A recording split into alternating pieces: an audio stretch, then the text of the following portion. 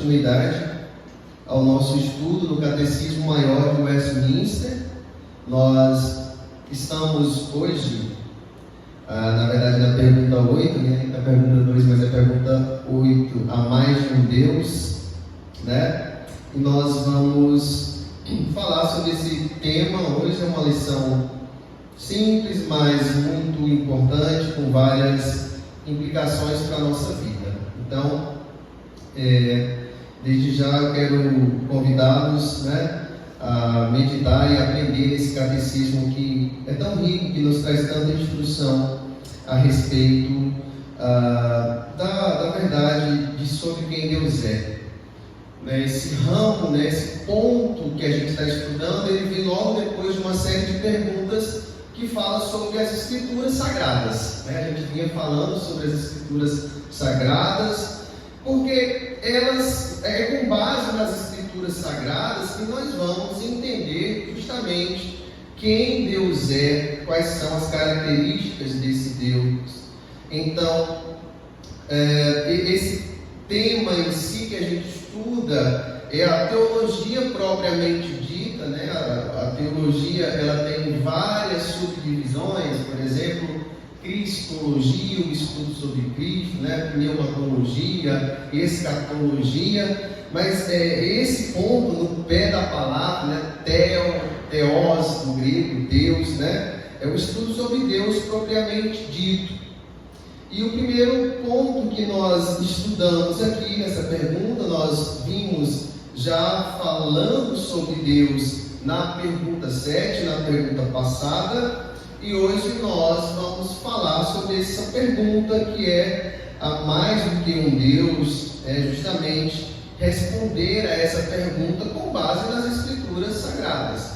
Tudo que nós estamos fazendo aqui, relembrando que a confissão de fé de Westminster é uma sistematização das Escrituras Sagradas, das doutrinas que aparecem nas Escrituras Sagradas, e os catecismos, o Catecismo Maior e o Breve Catecismo, uma forma de organizar isso na forma de ensino mesmo, de como ensinar através de perguntas essas doutrinas que são tão relevantes para a nossa fé reformada. Então, de cara nós vamos para a resposta para essa pergunta, e a resposta é: há um só Deus, o Deus vivo e verdadeiro. Nós vamos entender uma resposta simples, mas ao mesmo tempo uma resposta profunda, e nós vamos entender como isso se dá, como nós podemos entender isso de acordo com a Escritura Sagrada, né? Há um só Deus, o Deus vivo e verdadeiro. Essa é a nossa pergunta 8, aí no slide da pergunta 2, mas é a pergunta 8. Então, essa resposta, há um só Deus, o Deus vivo e verdadeiro, nós vamos entender o que ela significa e como a Escritura trata. Nessas referências que tem aí no slide, aparece a primeira, que é de Deuteronômio 6, 4 a 9. Especificamente o versículo 4, ouve Israel, o Senhor nosso Deus é o único Senhor. E aí segue o texto maior: amarás, pois, o Senhor teu Deus de todo o teu coração, de toda a tua alma, de todas as tuas forças. E essas palavras que hoje te ordeno estarão no teu coração, e as ensinarás a teus filhos, e delas falarás, assentado em tua casa, e andando pelo caminho, e deitando-te e levantando-te. Também as atarás por sinal na tua mão, e te serão por frontais entre os teus olhos, e as escreverás nos umbrais de tua porta. Esse texto aqui, que a gente encontra no Pentateuco, especificamente no 5º livro de Deuteronômio, é isso que a gente chama de Shema, que é uma oração muito importante para os judeus, né? E esse Shema, na verdade, vem do termo hebraico para ouve Israel. E para ouve, e aqui você tem Moisés declarando isso a Israel, pedindo que eles ouçam, e que eles ouçam o quê? Uma declaração que está dentro do tema da nossa aula. O Senhor, nosso Deus, é o único Senhor. Daí, essa é a resposta clara a essa pergunta, se há mais do que um Deus. E a resposta é essa: nós temos um único Deus, vivo e verdadeiro, como expresso na resposta do Catecismo Maior de Westminster. Mas essa resposta de dizer que há um único Deus, ela tem consequências, porque quando a gente ouve essa declaração que os judeus declaram diariamente: ouve, Senhor, ouve, Israel, o Senhor nosso Deus é o único Senhor, ela vem em seguida de algumas implicações, pois, ou, portanto, uma vez que o Senhor nosso Deus é o único Senhor, agora, diante disso, portanto, devido a isso, vocês devem amá-lo de todo o teu coração, e de toda a tua alma, e de todas as tuas forças, e fazer o que a gente acabou de ler. Reconhecer isso implica algumas atitudes e responsabilidades de nós. Isso é o que a gente chama de monoteísmo, né? O monoteísmo é a crença de que existe um único Deus. E esse Deus aqui, o Deus de Israel, que é também o grande eu sou, né? O termo Yahvé ou Yahweh ou Jeová, como queiram chamar, o termo Deus, o Deus de Israel, o Deus pactual, o Deus que fez uma aliança com o seu povo, o Deus que chamou um povo para si, o Deus de Israel, o nosso Deus é o único Senhor.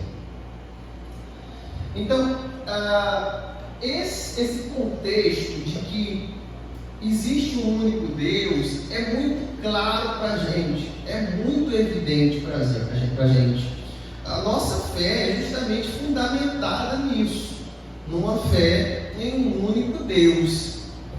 E quando a gente olha para o cristianismo de um modo geral, embora você tenha aí as declarações de monoteísmo, a gente vai ver que na prática muitas das linhas, das religiões, das vertentes cristãs acabam fugindo desse conceito de monoteísmo e acabam se adorando outros deuses, né? Então, quando a gente trata dentro da igreja essa verdade que existe um único Deus, um só Deus, ela é realmente enraizada, né, desde cedo nos nossos ensinos. Mas para o mundo lá fora, dizer que só tem um Deus já é um choque. A gente ouve as pessoas falando: só tem um Deus, e todos os outros deuses, e os deuses da China, e os deuses da Índia, e os deuses do budismo, e os deuses da Grécia, né? As pessoas lá de fora veem com maus olhos quando a gente diz que só tem um Deus, né? Mas essa é a nossa crença, né?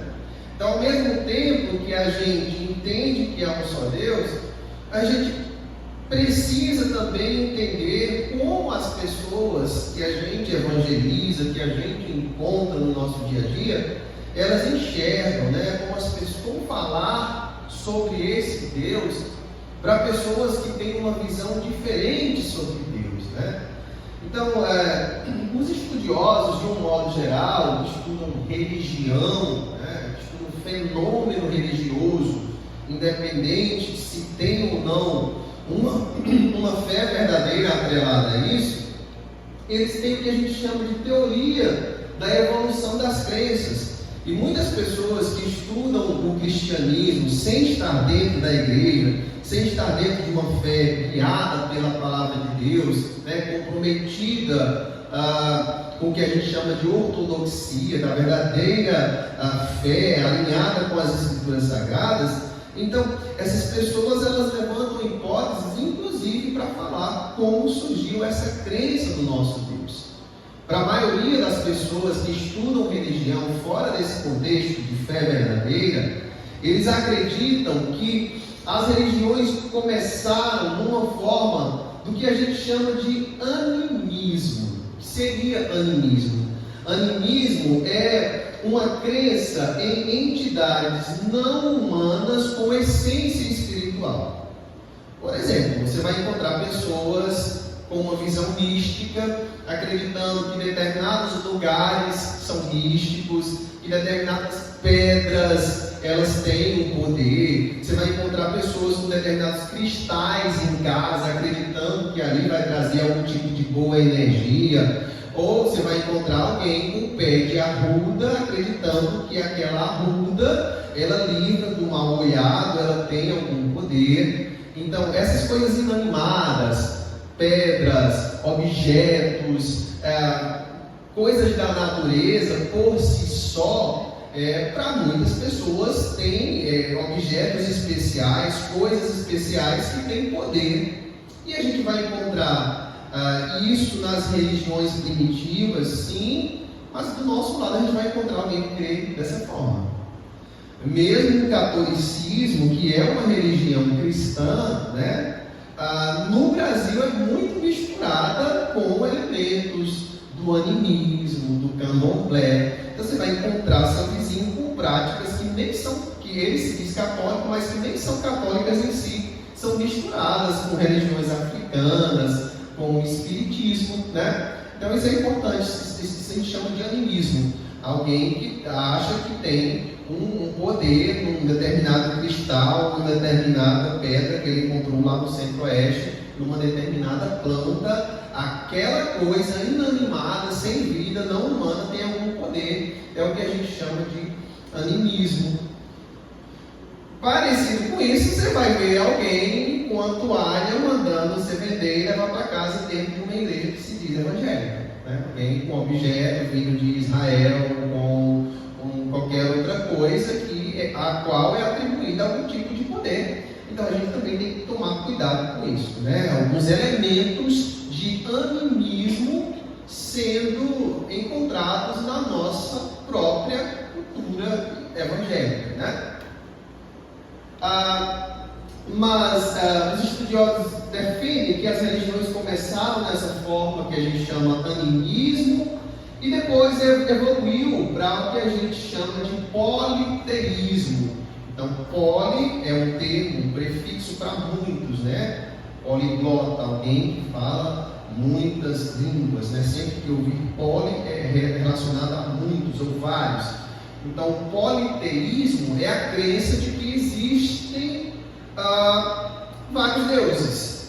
Então, por exemplo, quando a gente vê mitologia grega, a gente encontra um deus para a guerra, como Ares, a gente encontra uma deusa para o amor, como Afrodite, a gente encontra um deus supremo lá, que seria Zeus, e assim vai. Uma deusa para a sabedoria, que era Atena, e assim vai. Então, essa forma antiga também de crença, de que existem vários deuses, é o que a gente chama de politeísmo. E, na verdade, ela já revela um pouco da essência humana de criar deuses, mas que, na verdade, são ao seu favor. Por exemplo, quando eu digo que tem um Deus para a agricultura, eu quero um Deus que satisfaça os meus interesses em ter uma boa colheita. Quando eu digo que existe um Deus para a fertilidade, eu quero um Deus que satisfaça a minha necessidade de ter filhos, né? Quando eu digo que existe um Deus para a guerra, eu quero um Deus que lute por mim para vencer as minhas batalhas, né? Especialmente nos contextos mais antigos, em que os povos guerreavam entre si. Então, na verdade, você entende que por trás desse politeísmo não está o reconhecimento de que existe alguém soberano, criador de todas as coisas, mas a figura de um Deus que controla uma determinada área de interesse humano e que pode lhe beneficiar. Então, no final das contas, o ser humano acaba se colocando como um superior desses deuses a quem ele roga esperando ter algum benefício. E aí, outra aplicação para nós é que nós também devemos ter o cuidado de, mesmo adorando um só Deus, não fazer como essas pessoas que querem um Deus para atender às nossas demandas pessoais, ao invés de reconhecer esse Deus na essência de quem Ele é.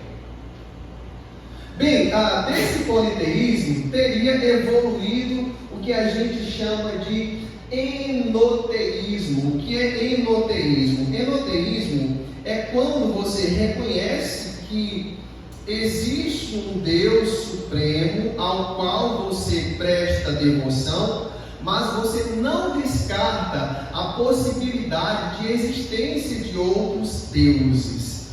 Por exemplo, na Bíblia a gente vai encontrar muitas manifestações de enoteísmo.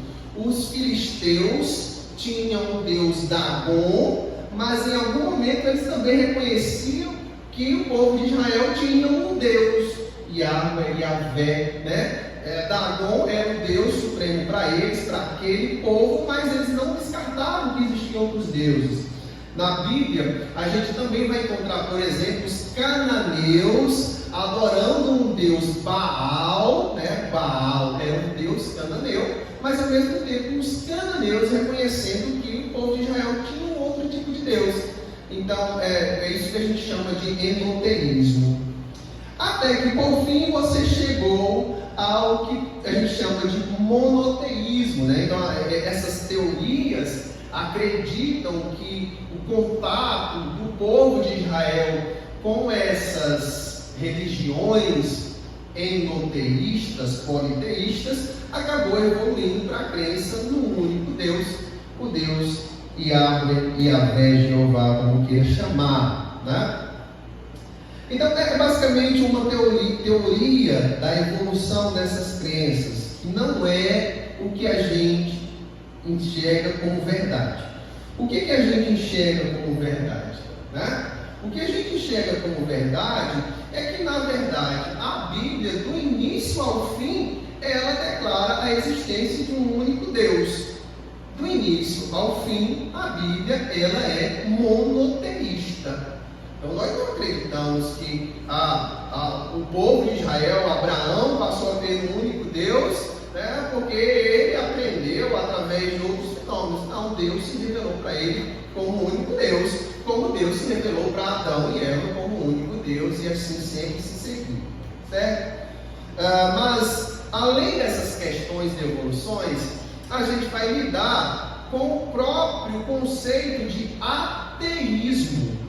Tem pessoas, né, que não acreditam em nenhum Deus. Geralmente é um prefixo de negação, não. Teísmo é justamente essa crença que existe um Deus. Então, não bastando existir pessoas que creem em vários deuses, ou que creem em várias formas e manifestações da divindade, existem pessoas que afirmam não crer na existência de um ser superior. Você vai encontrar isso muito em círculos acadêmicos, em algumas linhas mais extremas da ciência, em que se acredita, por exemplo, num universo originado através de fenômenos físico-químicos, como, por exemplo, a teoria do Big Bang, e a evolução de seres muito simples a partir de moléculas microscópicas até seres mais complexos num mundo governado pelo que, sinceramente, é difícil de entender. E existe o outro extremo que acredita no que a gente chama de panteísmo. Panteísmo é a ideia, né? Pan significa todo, né? A gente fala pandemia, é uma epidemia que alcançou o mundo todo, Jogos Pan-Americanos, tá? Em toda a América, né? Então, panteísmo é a ideia de que tudo é Deus.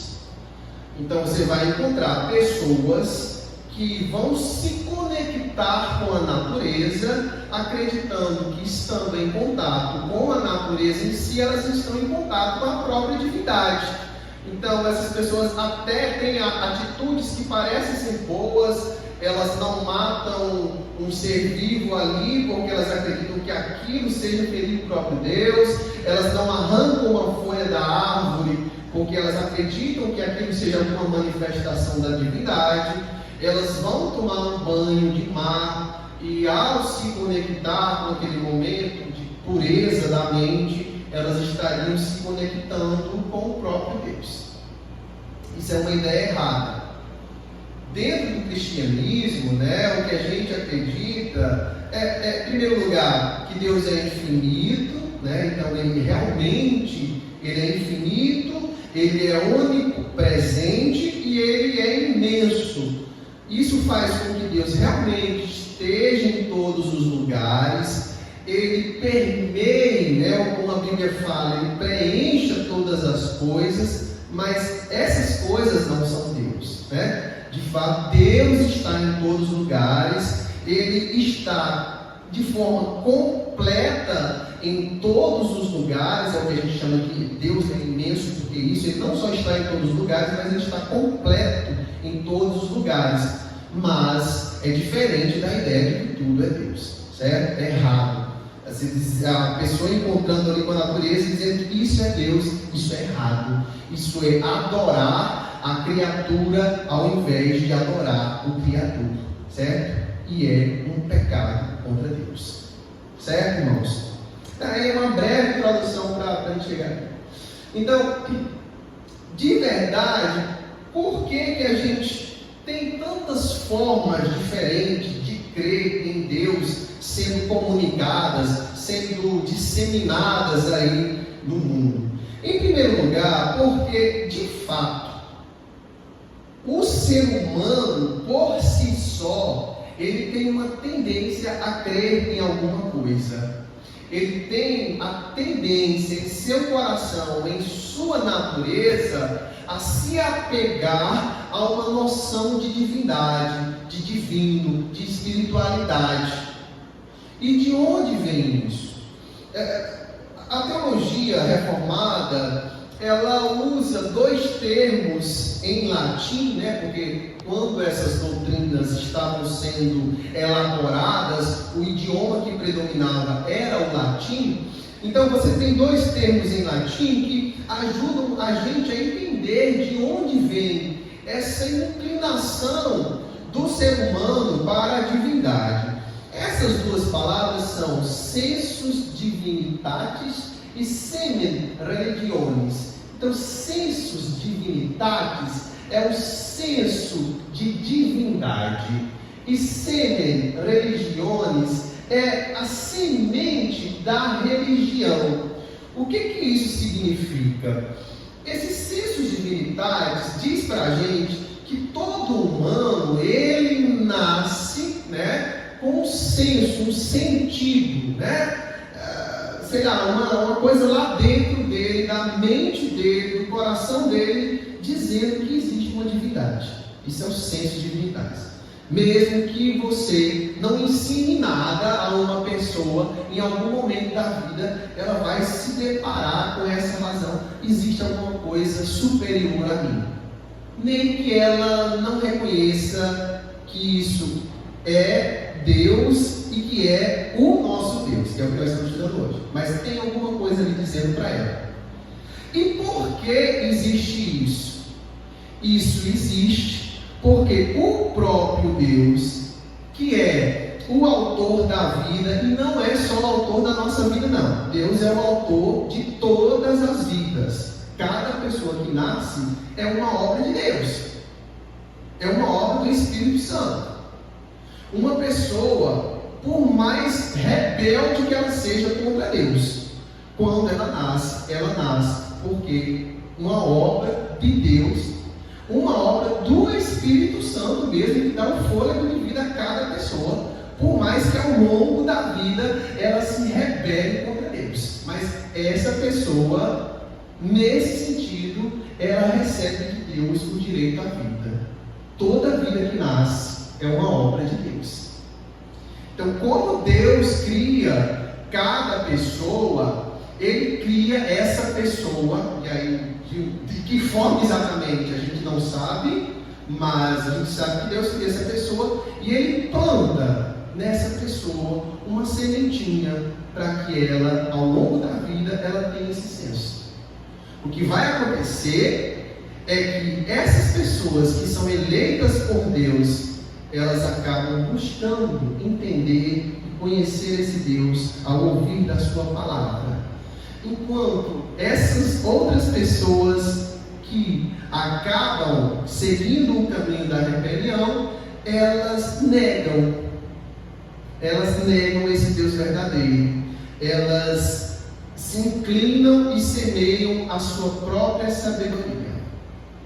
Elas agem como tolos, no sentido que a Bíblia fala: o tolo diz em seu coração não a Deus. Mas ele diz não a Deus porque ele está negando uma coisa que Deus plantou dentro dele, certo? Então é exatamente sim. E isso é reconhecido mesmo muito tempo. Por exemplo, Calvino, nas Institutas da Religião Cristã, que é uma das maiores obras, uma das primeiras e maiores obras de teologia sistemática, ou seja, de sistematizar, de organizar o pensamento e a fé cristã, ele cita um cara bastante antigo, sendo que viveu aí antes de Cristo, um pouco antes de Cristo, E esse imperador, advogado, Marcos Túlio Cícero, ele escreveu essa frase: nenhuma nação é tão bárbara e nenhum povo é tão selvagem que não se confessa da existência de um Deus. Povos não alcançados. Você vai para uma tribo aborígene lá da África, da Austrália, no interior da Amazônia, você vai ter essas pessoas cultuando alguma forma de divindade, certo? Mesmo sem nunca ter lido um papel impresso, certo? Como o Franklin, o Franklin é meu professor e ele é escritor também, e na sistemática dele, ele pega bem esse espírito, esse entendimento dessa coisa com relação a esse tipo de crenças que as pessoas têm, Ele escreve assim: embora a expressão do divino seja concebida com certa diferença entre as religiões tradicionais, ela é em geral concebida ou como a força ou energia que permeia todas as coisas, ou como seres espirituais, e aqui já vai entrando no conceito de deuses, identificados na criação. Não sei se aqui vocês já assistiram, por exemplo, aquele filme lá que tem em Pandora, Avatar. Então você tem lá Avatar, que não assistiu, está perdendo muita coisa, pode assistir. Mas você tem lá Avatar, uma noção de que você tem um outro planeta, e nesse outro planeta você tem um outro tipo de seres inteligentes, que eles chamam de nave, alguma coisa assim, e esses seres estão lá adorando Ewa, uma deusa lá. Então é mais ou menos esse sentido que a gente encontra em todo lugar. Bem, mas como eu falei para vocês, nós cremos que há um só Deus, e nós cremos que há um só Deus, e por isso nós tratamos da Escritura, primeiro, porque a Escritura, desde o princípio, declara a existência de um só Deus. A nossa Bíblia começa lá em Gênesis,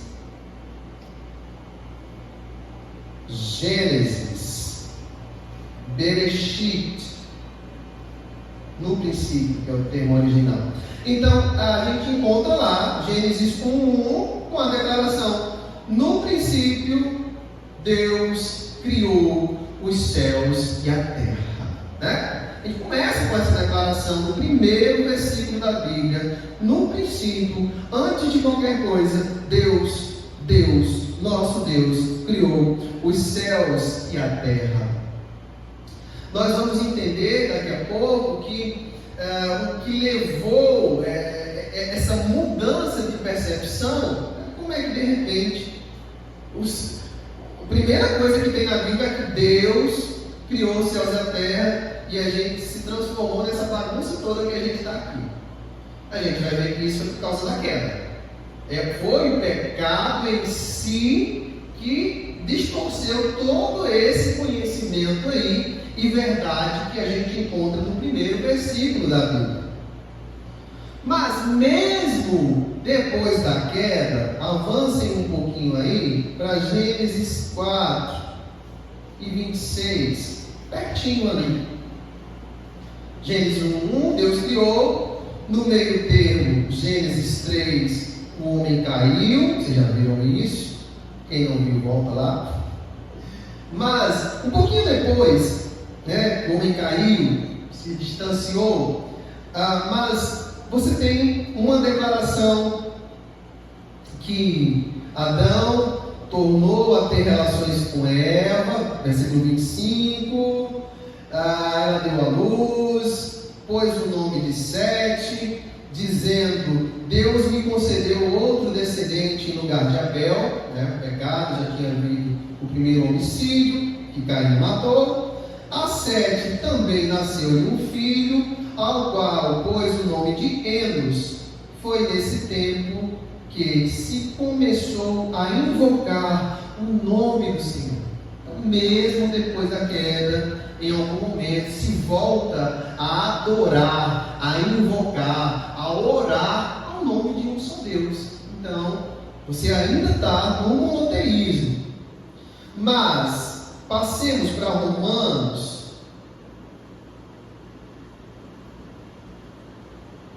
Bem longe, Mas Romanos vai trazer uma explicação para o que aconteceu. Que é exatamente o que eu adiantei para vocês. Vamos aqui. Romanos, capítulo 1, versículo 19.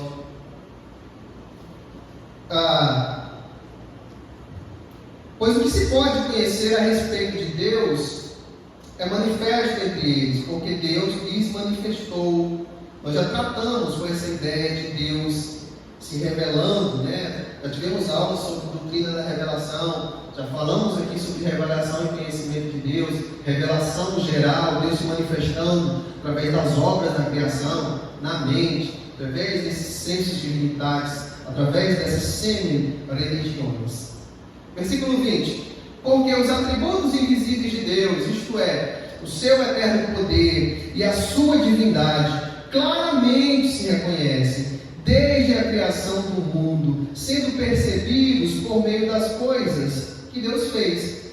Por isso os seres humanos são indesculpáveis, porque tendo conhecimento de Deus, não o glorificaram como Deus, nem lhe deram graças, pelo contrário, se tornaram nulos em seus próprios raciocínios, e o seu coração insensato deles se obscureceu, dizendo que eram sábios, se tornaram tolos, e trocaram a glória do Deus incorruptível por imagens semelhantes ao ser humano corruptível, aves, quadrúpedes, répteis.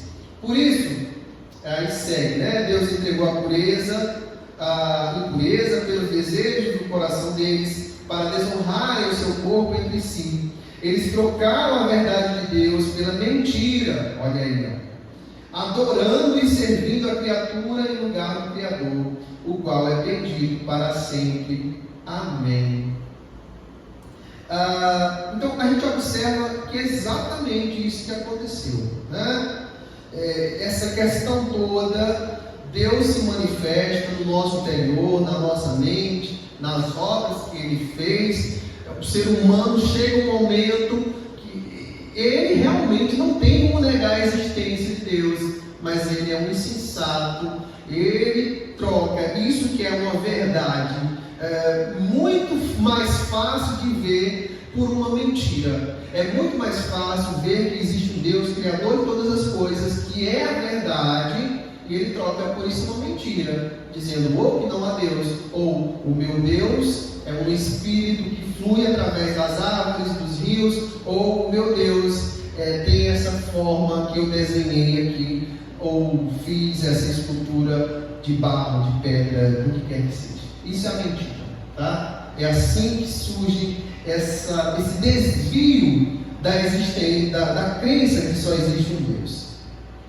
E isso é pecado. Tanto é pecado que, como estudamos anteriormente, lá em Êxodo 20, nós temos uma lista de 10 mandamentos, né? E um desses 10 mandamentos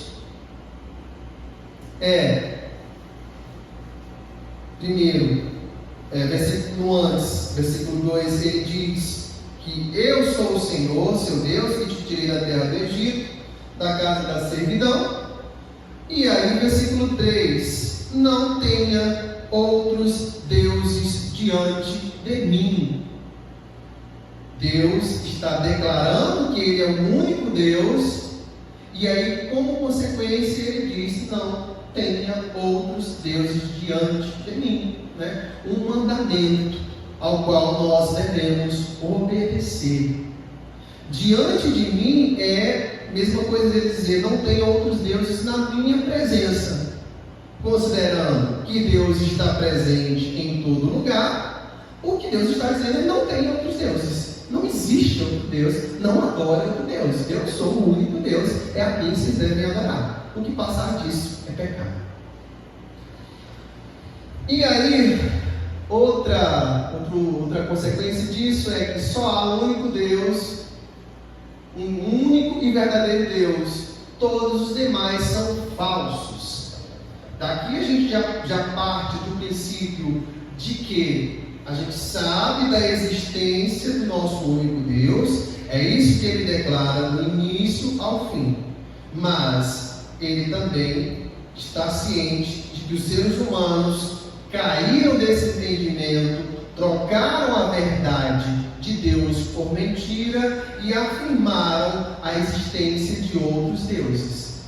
Deus reconhece que isso aconteceu, mas Ele se diz como o único Deus verdadeiro, e Ele diz que todos esses deuses que os seres humanos construíram conforme seus próprios interesses são falsos. Uma prova disso é o que a gente encontra ali em 1 Coríntios.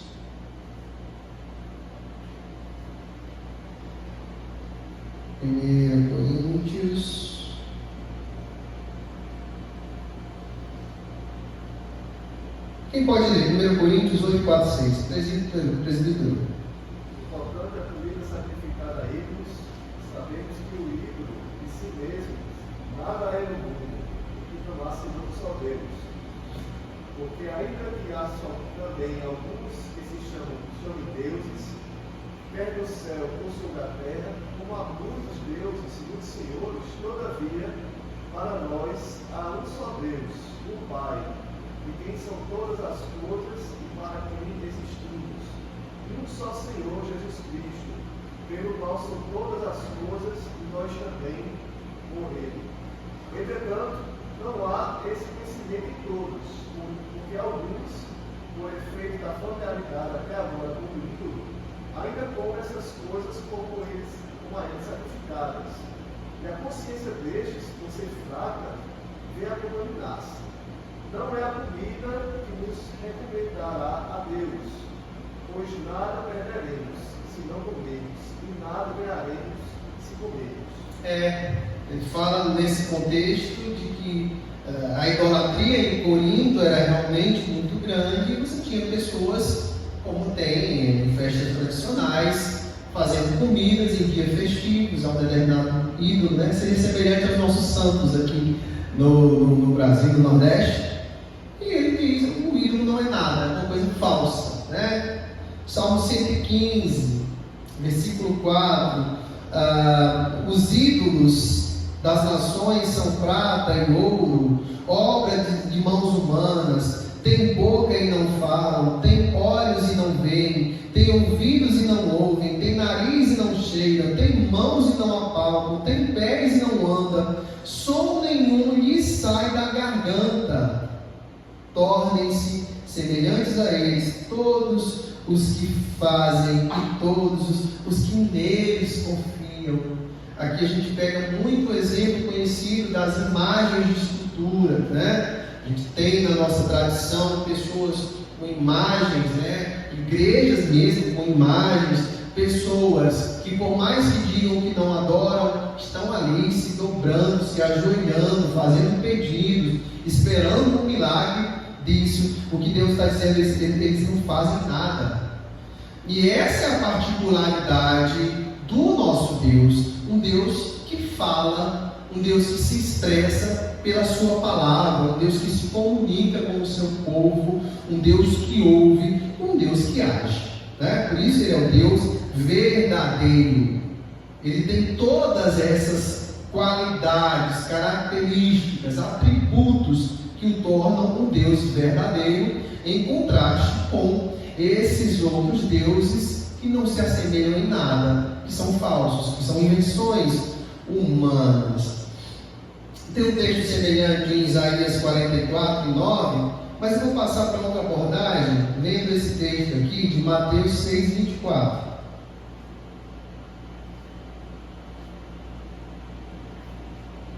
Os irmãos podem perguntar e podem contribuir de verdade, sem medo de ser feliz. Mateus 6, versículo 24. Por que esse texto? Porque ele vai trazer uma outra abordagem sobre esse aspecto dos deuses. Mateus 6, 24 nos diz uma passagem bastante conhecida.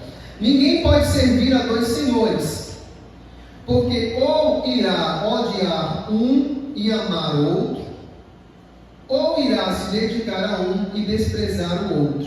Vocês não podem servir a Deus e às riquezas. Aí entra Jesus, ele é muito excepcional, porque ele trata das raízes do problema. É muito fácil identificar um Deus para uma pessoa que faz uma procissão, uma novena em casa dedicada a Santo Antônio, ou a São João, ou a quem quer que seja. Mas às vezes é difícil identificar deuses que não são personagens. Por exemplo, os deuses que a gente tem em nosso coração. E esses deuses no nosso coração são coisas que acabam tendo maior valor para nós do que o próprio Deus. E às vezes acabam tomando a prioridade em nossa vida. O que Jesus está ensinando é que tem coisas que a maioria das pessoas não percebem que são deuses, elas alimentam em seu coração, trazem em sua vida, mas essas coisas estão roubando o lugar e a primazia de Deus. Aqui ele deu o exemplo do dinheiro. Ele deu esse exemplo do dinheiro porque muitas pessoas estão com sua vida focada mais nas riquezas do que em servir a Deus. Outras pessoas estão mais focadas na sua carreira, no sucesso, do que servir a Deus. Outras pessoas estão mais focadas nos seus filhos, ou na tentativa de ter filhos, do que de servir a Deus. Vejam que tem determinadas coisas que não são por si mesmo pecaminosas, mas a partir do momento em que elas tomam a maior atenção da nossa vida, roubam a primazia que deveria ser de Deus, elas se tornam deuses, ídolos do nosso coração. E aí a gente tem que tomar cuidado, porque às vezes isso passa despercebido e nós estamos adorando deuses do nosso próprio coração e ferindo o mandamento de ter um único só Deus. Ezequiel 14, não presbítero, mas alguém que viveu um pouco antes dele. Ezequiel 14:3. Vanessa, para caçar ali, Antigo Testamento.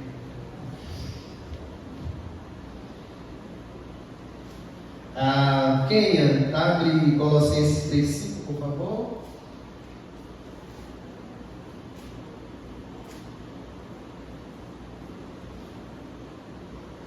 Isaiane, 2 Tessalonicenses. Pode ser? Vanessa. Filho do homem, estes homens levantaram ídolos dentro do seu coração e puseram diante de si o tropeço que os leva a cair em iniquidade. Será que eu deveria permitir que eles me consultem? Então, o coração do homem levantou um Deus, né? Foi algo que ele contemplou, viu, algo que se revelou a ele. O próprio coração revelou um Deus. Quem é? Colossenses 3:5. Fazei, pois, morrer a vossa natureza terrena, prostituição, impureza, paixão lasciva, desejo maligno e avareza, que é idolatria. Idolatria, sentimentos, coisas cultivadas dentro de nós que são ídolos. Idolatria semelhante a Deus mesmo. Isaías abriu um texto muito grande, mas deixa eu ver aqui. Pode ler, Isaías, aí, Colossenses, 2 Tessalonicenses 2. Pode ser a partir do versículo 8.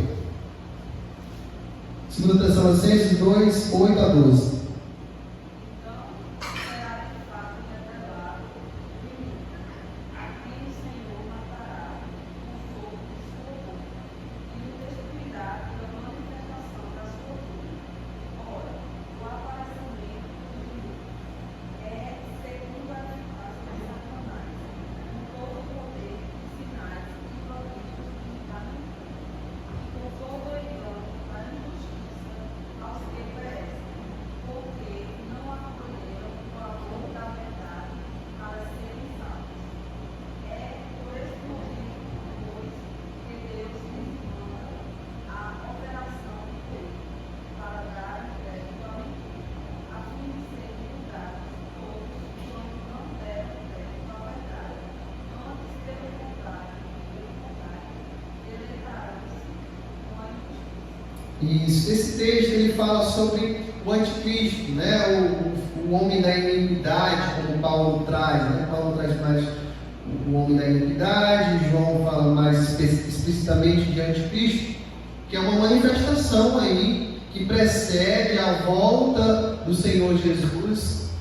É uma pessoa que se colocará contra Deus, mas ao mesmo tempo no lugar de Deus.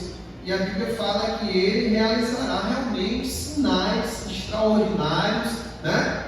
E Deus chama isso de operação do erro, né? Um tipo de sinal miraculoso, não sendo um milagre propriamente dito, mas justamente para que as pessoas que não deram crédito a Deus, né, que rejeitaram Deus em seu coração, creiam naquilo que aquele homem está fazendo.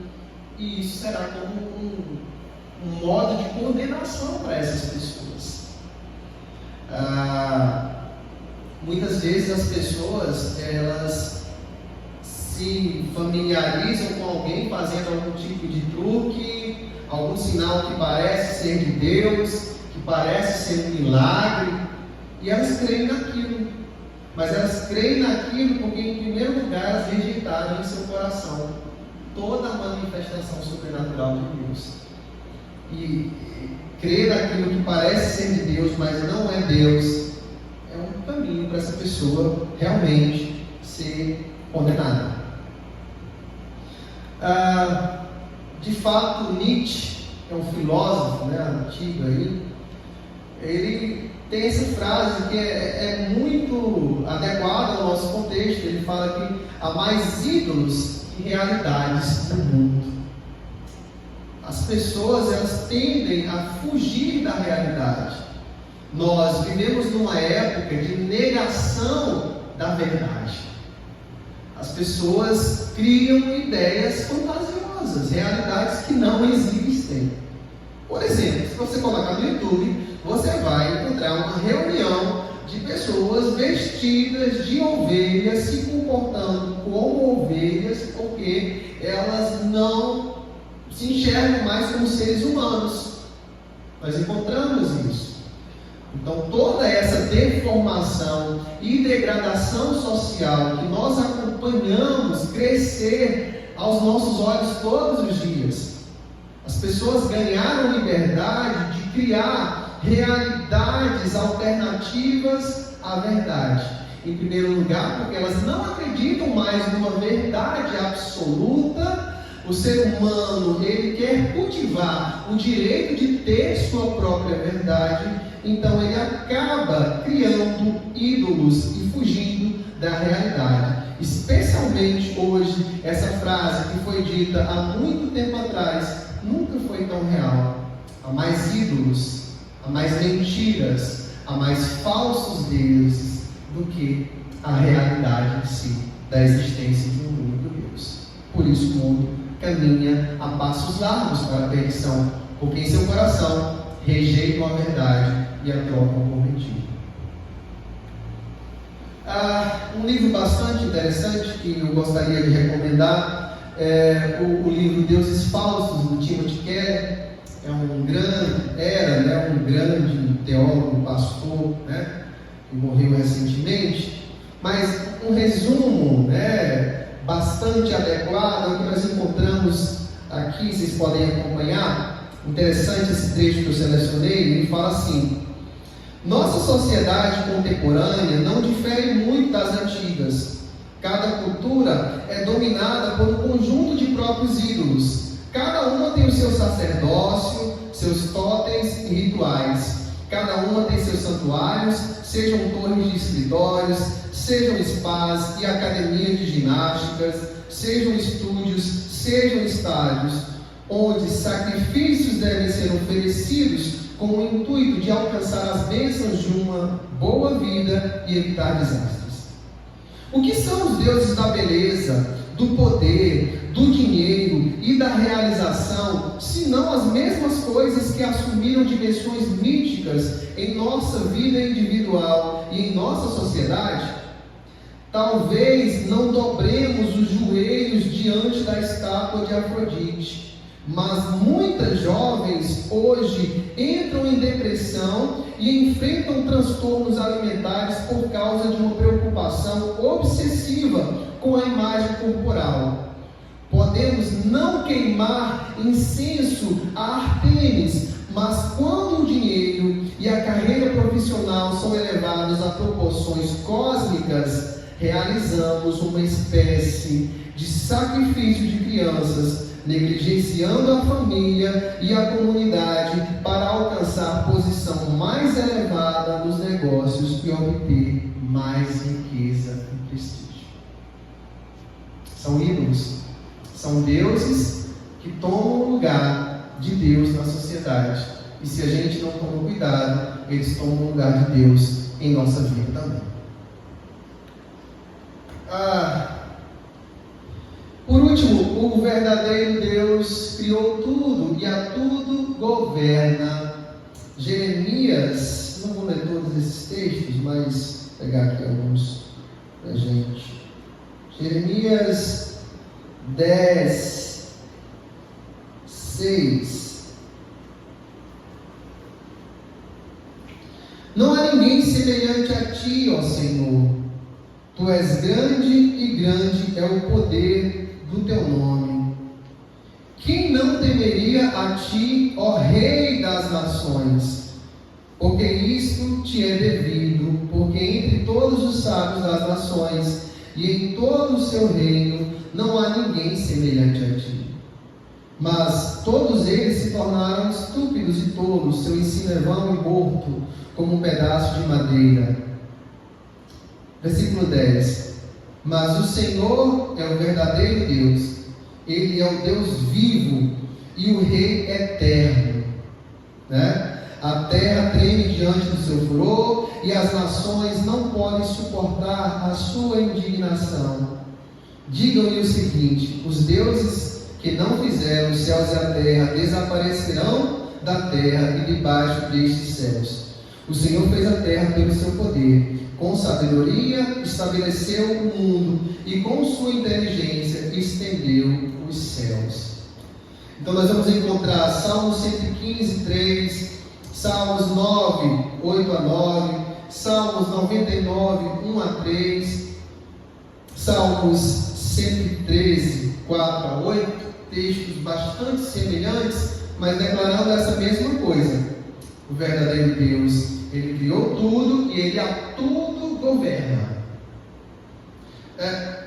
Às vezes a gente ouve a ideia de que o mundo é governado pelo mal ou por Satanás. Não pode, o mundo estar tão bagunçado assim. Mas Deus, Ele realmente governa tudo. Ele governa o mundo. E o mundo está, por mais difícil que seja entender, exatamente da forma que Deus, em sua soberania e em sua providência, decreta ou permite. Ele refreia o mal, por mais incrível que pareça, o mal existe, mas Deus refreia o mal, e é por causa disso que nós conseguimos andar em segurança, conseguimos ainda ter uma vida em paz, porque Deus refreia o mal no mundo, através das autoridades, através das leis, através dos decretos, através da polícia, através de governadores, prefeitos, presidentes. Deus governa o mundo, Não significa que Deus aprova tudo que os governantes fazem. Deus pode estabelecer um determinado governante, Deus estabeleceu, esse governante pecar contra Deus, fazer o que é mal, e ele vai prestar conta de Deus. Mas ainda assim, Deus está usando tudo isso para nos ensinar, para nos confrontar, para nos livrar, para fazer o seu plano soberano acontecer na terra, Isso está muito de acordo, vamos lá ver esse texto, Romanos,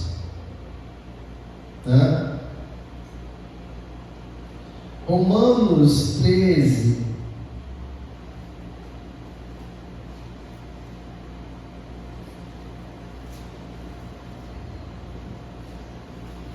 Romanos 13, versículo 1, que todos estejam sujeitos às autoridades superiores, porque não há autoridade que não proceda de Deus, e as autoridades que existem foram por ele instituídas. Assim, aquele que se opõe à autoridade resiste à ordenação de Deus, e os que resistem trarão sobre si mesmo condenação.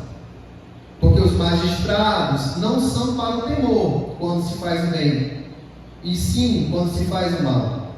Você quer viver sem medo da autoridade? Faça o bem e você terá louvor dela. Pois a autoridade é, olha só, ministro de Deus para o seu bem. Mas se você fizer o mal, então tenha medo.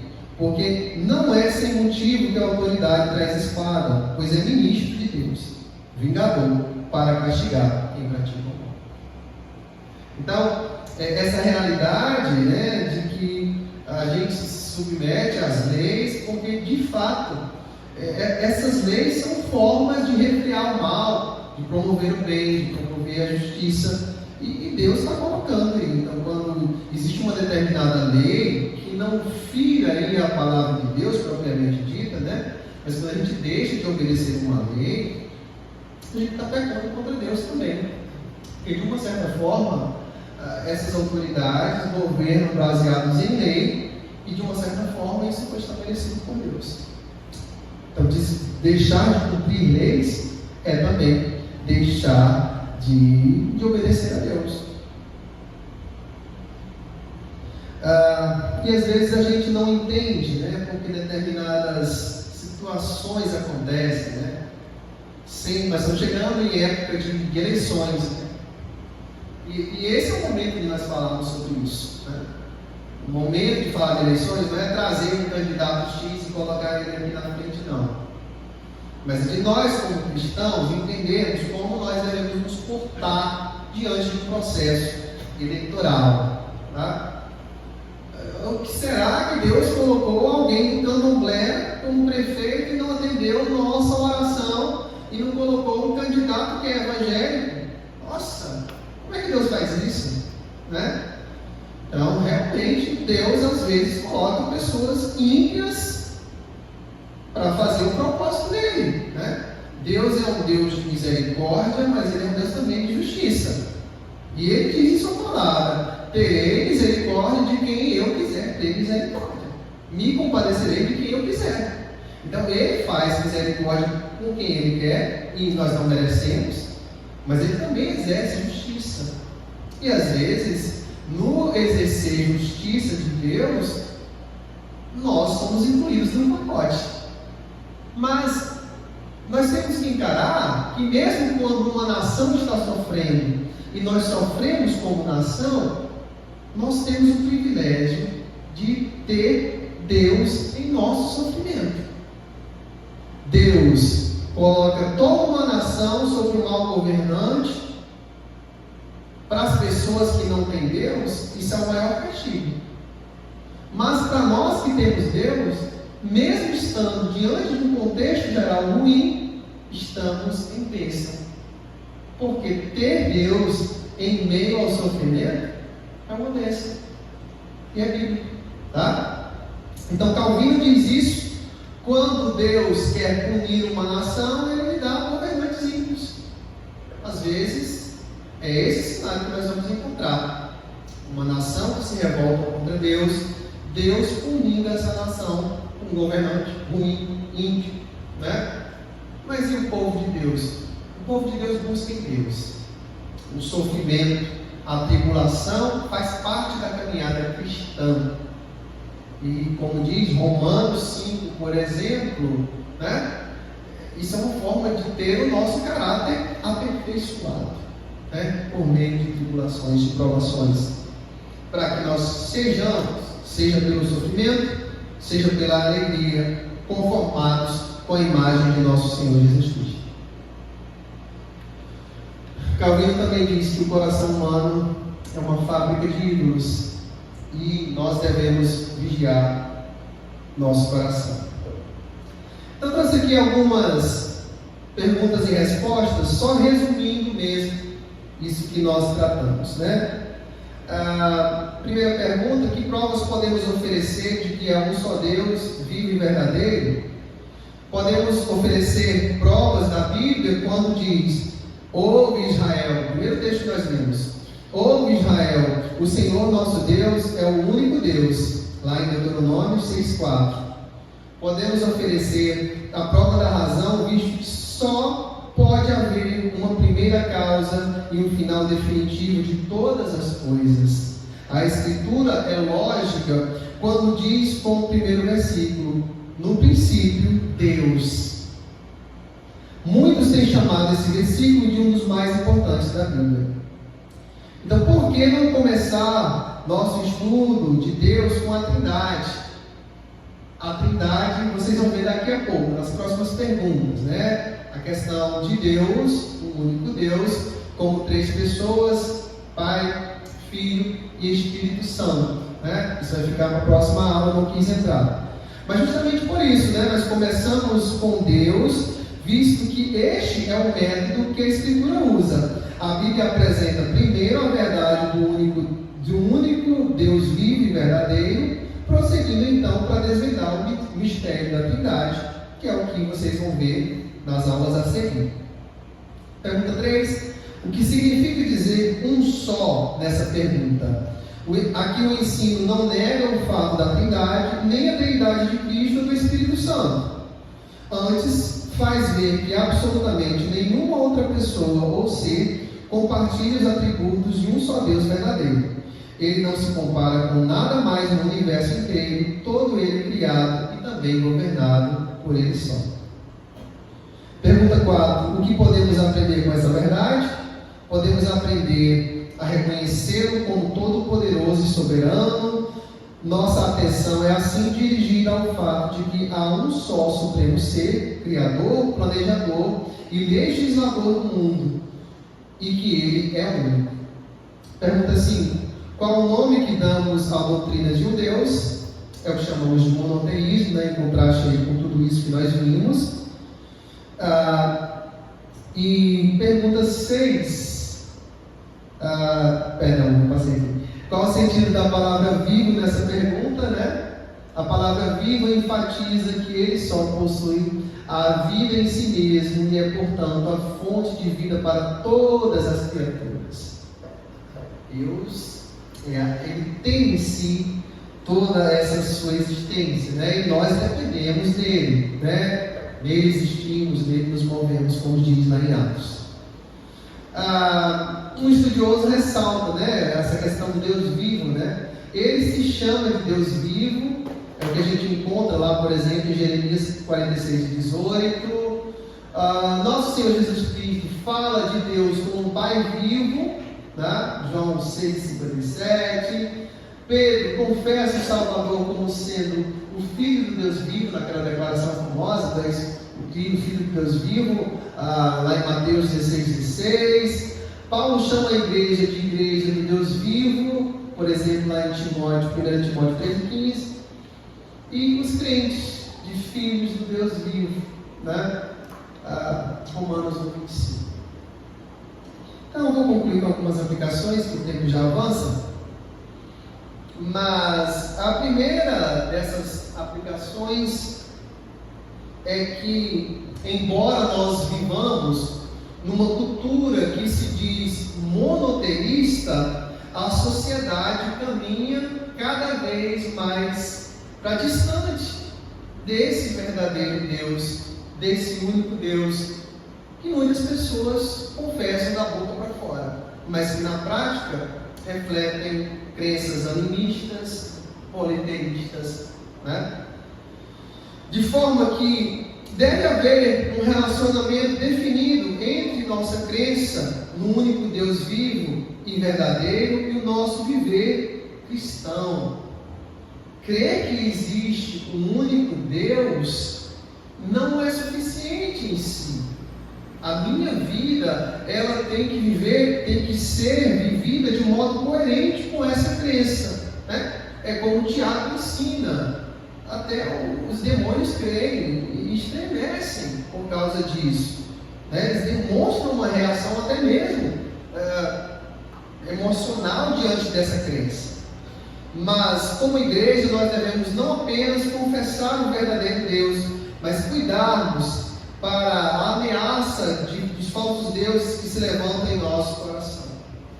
Às vezes é difícil identificar um Deus escondido, mas à medida em que nós pararmos para meditar sobre a nossa vida, sobre as nossas prioridades, sobre o que o nosso coração tem se inclinado, então nós conseguiremos entender que é possível que algo dentro de nós, no nosso interior, nas nossas emoções, ou algo que nós estamos perseguindo como meta de vida, pode estar tomando o lugar de Deus, se tornando um ídolo ou um falso Deus. Por último, nossa crença em um só Deus, vivo e verdadeiro, nos envolve em uma série de responsabilidades. Não podemos tratá-lo como o mundo trata seus deuses. E como é que o mundo trata seus deuses? O mundo trata seus deuses como servos, como deuses que têm que atender às suas vontades, realizar seus desejos, ajudá-los a conquistar os seus objetivos pessoais. O mundo cria deuses que na verdade são seus servos. Nós não, nós temos um único, verdadeiro e vivo Deus, que não só cria, mas governa e sustenta todas as coisas. Nós é que somos servos, nós é que vivemos para a sua glória. Amém.